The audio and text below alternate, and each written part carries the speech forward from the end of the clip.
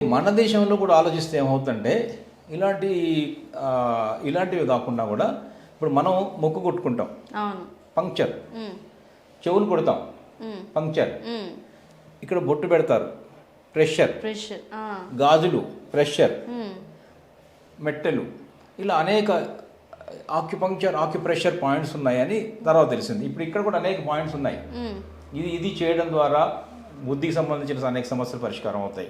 Okay, పిల్లలు స్కూళ్ళలో ఇలా బట్టి ఇలా గొంజులు తీస్తారు. అవును. సో ఇవన్నీ కూడా పాయింట్స్ యాక్టివేట్ అయ్యి ఎక్కడ తీస్తారు, మళ్ళీ గణేష్ విగ్రహం ముందు తీస్తారు. ఎందుకంటే బుద్ధికి పెరగాలని, ఆయన చదువులకు అధిపతి అంటారు కదా, సో బుద్ధికి జ్ఞానానికి అంటాం కదా. సో ఇవన్నీ ఇలా తీస్తాం కదా. ఇది ఈ రకంగా మన దగ్గర కూడా దీని రూట్స్ కనిపిస్తున్నాయి. అట్లాగే దీని మూల సూత్రం ఏంటంటే పంచభూతాలు, 5 ఎలిమెంట్స్ అంటాం. ఓకే, ఇది ట్రెడిషనల్ చైనీస్ మెడిసిన్. టీసీఎంలోనైనా 5 ఎలిమెంట్సే, ఇండియన్ సిస్టంలోనైనా ఇంకా వరల్డ్ వైడ్ ఏ సిస్టంలోనైనా 5 ఎలిమెంట్సే ఉంటాయి. అంటే ఏంటి అవి? ఆకాశము, అగ్ని, భూమి, గాలి, నీరు, పంచభూతాలు అంటాం. పంచభూతాలు అంటే 5 మహాశక్తులు, 5 ఎనర్జీస్. ఈ మొత్తం సమస్త సృష్టి విశ్వము అంతా కూడా ఈ పంచభూతాల మయమే.